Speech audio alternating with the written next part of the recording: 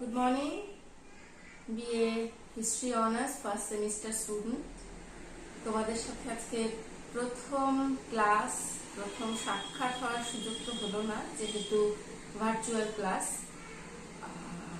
তো আমি সুচেতনা পাল তোমাদের C1 পড়াই। তোমরা সিলেবাসটা তো জেনেই গেছো, আমাদের head of the department syllabus বলে দিয়েছেন। আমি ডিটেইলে যাচ্ছি না। আমি যে পেপারটা পড়াবো সেটা এনশিয়েন্ট ইন্ডিয়ান হিস্ট্রি, প্রাচীন ভারতের ইতিহাস, এবং তাতে যে প্রথম 3টে ইউনিট রয়েছে, 1, 2, 3, প্রথম 3টে ইউনিট আমি পড়াবো। তো আজকে আমরা ফার্স্ট ইউনিট দিয়ে শুরু করছি।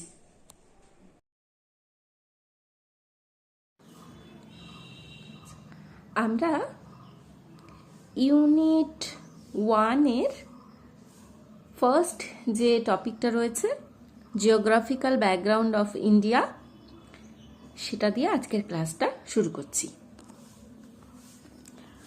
আচ্ছা, দেখো, প্রথমেই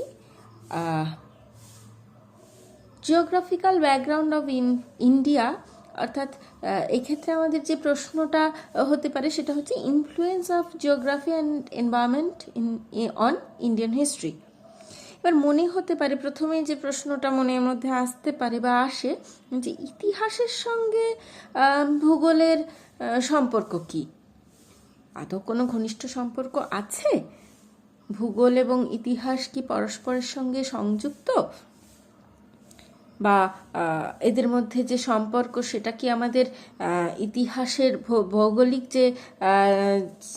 যে ধারা বলো, যেই ধরনের ভৌগোলিক পরিবেশ, সেটা কি ইতিহাসকে কোনোভাবে প্রভাবিত করেছে? এই প্রশ্নের উত্তরে যদি আমরা প্রথমেই যে ব্যাখ্যাটা আমরা দিতে পারি বা ঐতিহাসিকরা যেটা দিয়ে থাকেন, সেটা হচ্ছে যে অবশ্যই ভূগোল এবং ইতিহাস পরস্পরের সঙ্গে কিন্তু সংযুক্ত। তার কারণ এক এক অঞ্চলের ইতিহাস কিন্তু আমরা এক এক রকম পাই, এবং সেই অঞ্চল ভূগোলের দ্বারা প্রভাবিত। সেই অঞ্চলের যে ভৌগোলিক অবস্থান বলো, প্রকৃতি বলো, বা অন্যান্য যে ভৌগোলিক যে চিত্রটা, সেটা কিন্তু ঐতিহাসিক চিত্রটাকেও প্রভাবিত করছে। যেমন ধরো, প্রথমেই যেটা আমরা বলবো সেটা হচ্ছে যে এই যে ভূগোল এবং ইতিহাসের প্রভাব বিভিন্ন সময়ে বিভিন্ন দেশে, এবং বিশেষ করে ভারতের ক্ষেত্রে যেটা দেখা যায়, প্রথমেই বা সর্বাগ্রে যেটা উল্লেখযোগ্য সেটা হচ্ছে হিমালয় পর্বতের প্রভাব। কেমন? এই যে হিমালয় পর্বতমালার অবস্থান, ভারতের উত্তর সীমায় তো অবস্থিত হিমালয় পর্বতমালা, এবং এ কি করেছে, এশিয়া থেকে কিন্তু ভারতবর্ষকে বিচ্ছিন্ন করেছে। এবং এই যে বিচ্ছিন্ন করেছে, তার যে দুর্গম পথ বা উঁচু চূড়া, এইগুলো কিন্তু সবসময় বহিরাগত আক্রমণকারীদের হাত থেকে ভারতকে রক্ষা করেছে। তাহলে কি আমরা প্রথমে একটা হালকা আভাস পেয়ে যাচ্ছি কি, যে এই যে ভৌগোলিক চিত্র, ভৌগোলিক যে অবস্থানটা, হিমালয়ের অবস্থান, এবং তার এশিয়ার থেকে ভারতকে বিচ্ছিন্ন করা, এটা তাকে কিসে হেল্প করেছে? ভারতকে বৈদেশিক আক্রমণের হাত থেকে। সুতরাং ভারতের ইতিহাসে যে এই হিমালয় অর্থাৎ ভূগোলের একটা প্রভাব রয়েছে, তার প্রমাণ আমরা পেয়ে গেলাম। এরপর এই যে শুধু হিমালয় পর্বতমালা যে বিদেশি শত্রুর আক্রমণ থেকে যে ভারতকে রক্ষা করেছে, শুধু তাই না, এই যে দক্ষিণ পশ্চিম মৌসুমী বায়ু আছে, ভারতের সমতল অঞ্চল পার হয়ে যে হিমালয়ের উঁচু জায়গায় ধাক্কা খেয়ে বৃষ্টিরূপে পড়ে, এবং তার ফলেই কিন্তু ভারতবর্ষ এর মাটি এত সুজলা সুফলা। এছাড়া হিমালয় পার্বত্য অঞ্চলের বেশিরভাগ যে নদীগুলো উৎপন্ন হয়েছে, সিন্ধু, গঙ্গা, ব্রহ্মপুত্র, এইগুলোর যে বরফ গলা জল, এবং সেই জলে পুষ্ট হয়ে সমতল অঞ্চল যে এতটাই ভারতের অর্থনীতিকে এতটাই উন্নত করেছে, ব্যবসা বাণিজ্যের সুবিধা করেছে, সেই জন্য কিন্তু ভারতকে হিমালয়ের দান বলা হয়। আচ্ছা, এইবার হিমালয় পর্বতমালা ভারতকে যে মধ্য এশিয়ার থেকে বিচ্ছিন্ন করেছে সেটা যেমন একটা দিক, আবার উত্তর পশ্চিম পূর্বে কয়েকটি যে গিরিপথ আছে সেগুলো কিন্তু মধ্য এশিয়া এবং পূর্ব এশিয়ার সঙ্গে ভারতের যোগাযোগের পথটা তৈরি করেছে। যেমন খাইবার গিরিপথ, বোলান, গোমাল, তোচি, এই যে গিরিপথগুলো রয়েছে সেগুলো বিভিন্ন যুগে বিভিন্ন সময় এই গিরিপথকে ইউজ করে বহিরাগত অনেক জাতি ভারতে প্রবেশ করেছে। এই ক্ষেত্রে সবথেকে যে প্রশস্ত প্রবেশ পথটি ছিল সেটা কিন্তু খাইবার গিরিপথ। এই গিরিপথ দিয়ে পেশোয়ার, লাহোর হয়ে পাঞ্জাব, হরিয়ানা সমভূমির ভেতর দিয়ে একেবারে কিন্তু দিল্লির উপকণ্ঠে পৌঁছানো যায়। অর্থাৎ কি, কোন দিকটা দেখানো হচ্ছে যে যোগাযোগ ব্যবস্থাটা, হ্যাঁ, সংযোগ স্থাপন, এক অঞ্চলের সাথে আরেক অঞ্চলের যে সংযোগ স্থাপন এই গিরিপথগুলোর মাধ্যমে সম্ভব হয়েছে। এবং এই যে এই কান্দাহারের সঙ্গে ভারতের যে সংযোগ স্থাপিত হয়েছিল বোলান গিরিপথের মাধ্যমে, এবং এই পথ দিয়েই মনে করা হয় যে আর্য জাতি সর্বপ্রথম কিন্তু ভারতে এসেছিল।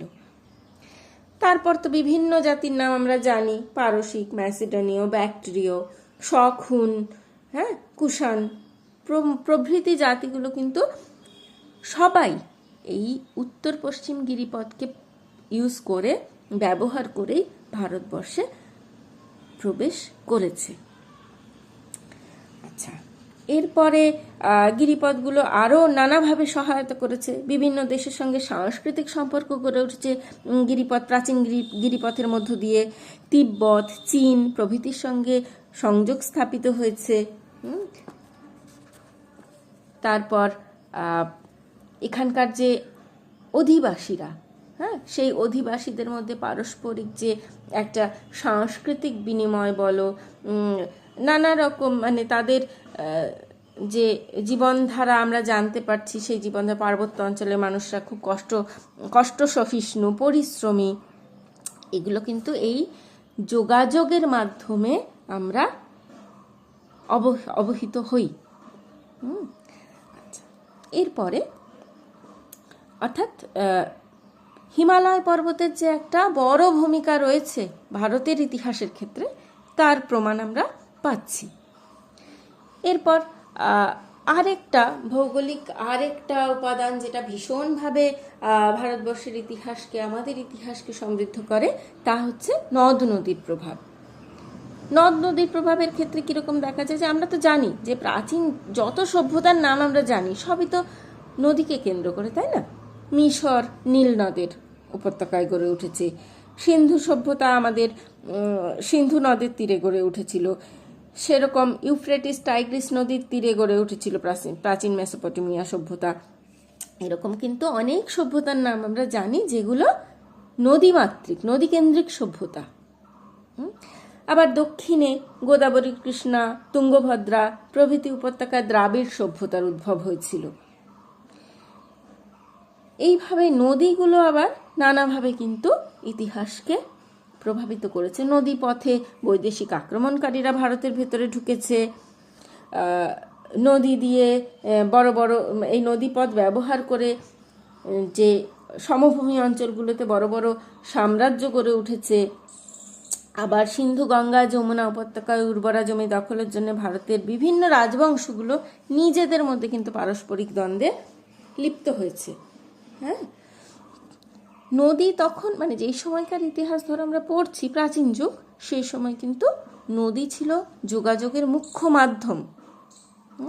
নদী পথে নৌকা ভাসিয়ে মানুষ যাতায়াত করতো এক স্থান থেকে অন্য স্থানে।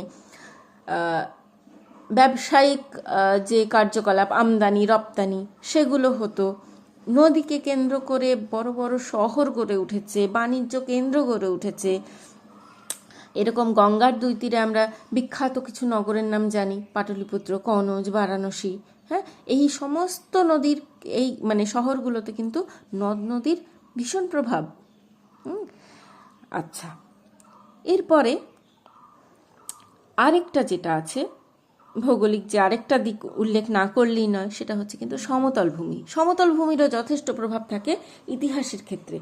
সমতল ভূমিতে যে বৃষ্টিপাত হয় বা নদীর জল সমতল ভূমির মাটিকে অনেকাংশে উর্বর করে। জঙ্গলের সম্পদ, হ্যাঁ, খনিজ, মাটির নিচে যে খনিজ সম্পদ, জলের মৎস্য সম্পদ, সেগুলো কিন্তু ভারতকে একটা সম্পদশালী দেশে পরিণত করেছে। এবং এই অঞ্চলের যে লোকজন আছে কম পরিশ্রমে তাদের জীবিকা অর্জন করতে সক্ষম হয়েছে।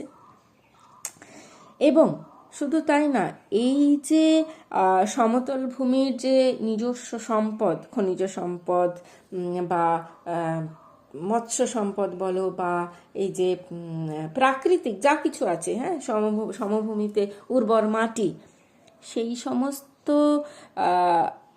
কারণগুলো কিন্তু বিদেশিদের বারবার আকৃষ্ট করেছে আমাদের দেশে এসে তাদের সাম্রাজ্য স্থাপনের ক্ষেত্রে। হ্যাঁ, পরপর যে সাম্রাজ্যগুলো আমরা দেখছি, নন্দবংশ, মৌর্য বংশ, গুপ্ত রাজারা, হ্যাঁ, এক একজন কিন্তু এক এক অঞ্চলে এই ধরনের অঞ্চলগুলোকে কেন্দ্র করে বিশাল বিশাল সাম্রাজ্য স্থাপন করেছিলেন। এবং এই রাজ্যগুলোকে কেন্দ্র করে ভারতের রাজনৈতিক ঐক্য স্থাপিত হয়েছিল। সুতরাং সমতল ভূমিরও একটা প্রভাব দেখতে পাই ইতিহাসের ক্ষেত্রে। এরপরে আসি সমুদ্র।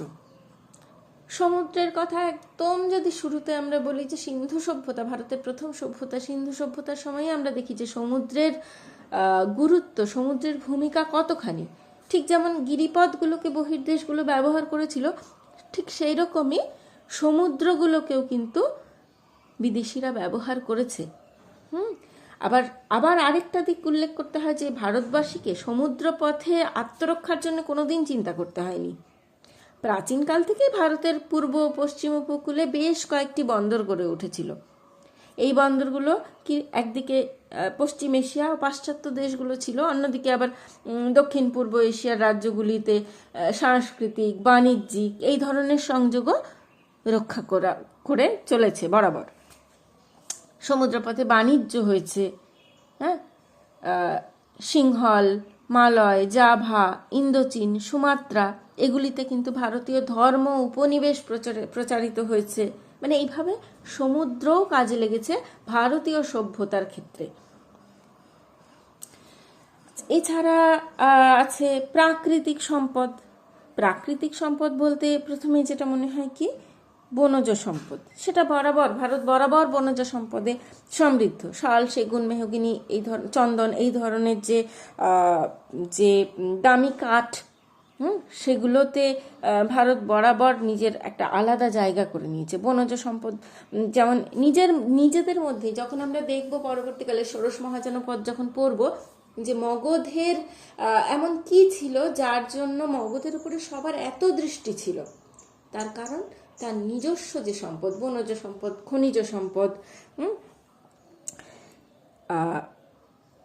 বনজ সম্পদগুলো কি হয়, অর্থনীতিকে তো ভীষণভাবে সমৃদ্ধ করে। যেমন ভারতে যে প্রথম ধাতুটা পাওয়া গেছিল তা হচ্ছে তামা। তামা কোথায় পাওয়া যেত? বিহারের সিংভূম জেলায় ও রাজস্থানের খেত্রিতে। এছাড়া প্রচুর পরিমাণে আকরিক লোহা পাওয়া গেছে মধ্যপ্রদেশের পূর্বাঞ্চলে, অন্ধ্রপ্রদেশে, উড়িষ্যা, কর্ণাটক। এবার চাষবাস ও যুদ্ধের কাজে এই লোহা ভীষণভাবে কাজে লাগতো, সুতরাং সেই দিকে দৃষ্টি ছিল সকলের। আবার মধ্যপ্রদেশ ও রাজস্থান আরেকটা জিনিসের জন্য বিখ্যাত ছিল, সেটা হচ্ছে মূল্যবান পাথর পাওয়া যেত এখানে। সমুদ্র উপকূলে মুক্তা পাওয়া যেত। মানে এইগুলো সমস্ত ভারতকে ভীষণভাবে সমৃদ্ধ করেছে। মূল্যবান ধাতু বলো, পাথর বলো, অর্থনীতিকে সমৃদ্ধ করেছে, অন্যের দৃষ্টি আকর্ষণ করতেও কিন্তু সহায়তা করেছে। তো এই যে জিনিসগুলো যে বললাম, ধরো হিমালয় থেকে শুরু করে নদ নদী, সমুদ্র, সমতল ভূমি, খনিজ সম্পদ, প্রাকৃতিক সম্পদ, বনজ সম্পদ, এগুলো কিন্তু ভৌগোলিকভাবেই ইতিহাসকে সমৃদ্ধ করছে। সুতরাং ভূগোলের সঙ্গে যে ইতিহাসের একটা মেলবন্ধন রয়েছে, একটা যোগাযোগ রয়েছে, একে অপরকে প্রভাবিত করার যে ক্ষমতা রয়েছে, তার প্রমাণ কিন্তু আমরা এইভাবে পাচ্ছি। তাহলে তোমাদের জিওগ্রাফিক্যাল ব্যাকগ্রাউন্ড অফ ইন্ডিয়ায় যে ভৌগোলিক যে ইতিহাসের ক্ষেত্রে ভূগোলের যে প্রভাব, কোন কোন ক্ষেত্রে প্রভাব, সেগুলো আমরা পেলাম। তো এই হচ্ছে তোমাদের আজকের প্রথম টপিক পড়ানো হলো। আশা করি সবাই বুঝতে পেরেছো। যদি কোথাও অসুবিধা হয় যোগাযোগ করবে, হোয়াটসঅ্যাপ নাম্বার আছে, সেখানে প্রশ্ন উত্তর চলবে। কেমন? ঠিক আছে, আজকের মতো থ্যাংক ইউ।